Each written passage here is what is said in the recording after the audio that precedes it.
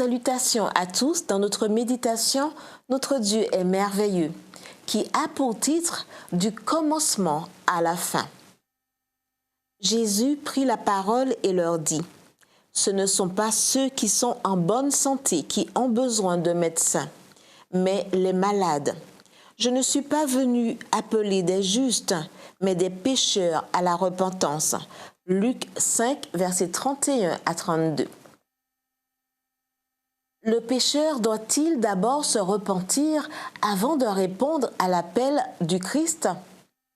Autrement dit, faut-il attendre d'être sans tache pour pouvoir expérimenter le pardon du Sauveur? Un récit raconté par Dwight Moody nous aide à répondre. Moody raconte qu'il y a de nombreuses années, un enfant fut kidnappé à Londres. Malgré les efforts des autorités, l'enfant ne fut pas retrouvé. C'est ainsi que toute tentative de le secourir fut abandonnée et les gens, excepté sa mère, perdirent l'espoir de le revoir. Cependant, un jour, un fait intéressant se produisit. L'enfant, devenu maintenant adolescent, fut envoyé nettoyer la cheminée d'une maison. Par erreur, le garçon se rendit à une mauvaise adresse et fit le nettoyage habituel. Quand il descendit de la cheminée, le lieu lui apparut familier. Ébahi, il observait la maison sous toutes ses coutures, quand apparut la propriétaire. C'était sa maman. Immédiatement, le jeune homme la reconnut. Mais le reconnaîtrait-elle?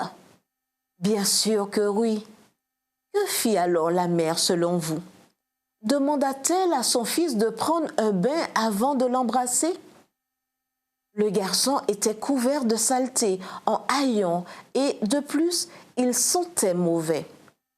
Le récit dit que la mère se précipita, le prit dans ses bras et l'embrassa tendrement en versant des larmes de joie. Alors, le pécheur doit-il attendre d'être sans tache pour aller au Sauveur? Nous lisons dans le livre vers Jésus, l'Écriture n'enseigne nulle part que le pécheur doive se repentir avant de répondre à cette invitation du Sauveur. Venez à moi, vous tous qui êtes fatigués et chargés, et je vous donnerai du repos. Matthieu 11, verset 28. Pourquoi cela?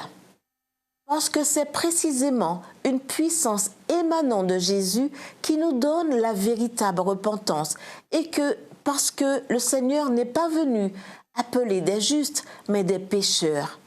Autrement dit, le salut est l'œuvre du Christ, du commencement à la fin. C'est le Seigneur qui accomplit l'œuvre tout entière du commencement à la fin. L'âme condamnée à périr peut dire « Je suis un pécheur et il est mort sur le calvaire pour me sauver.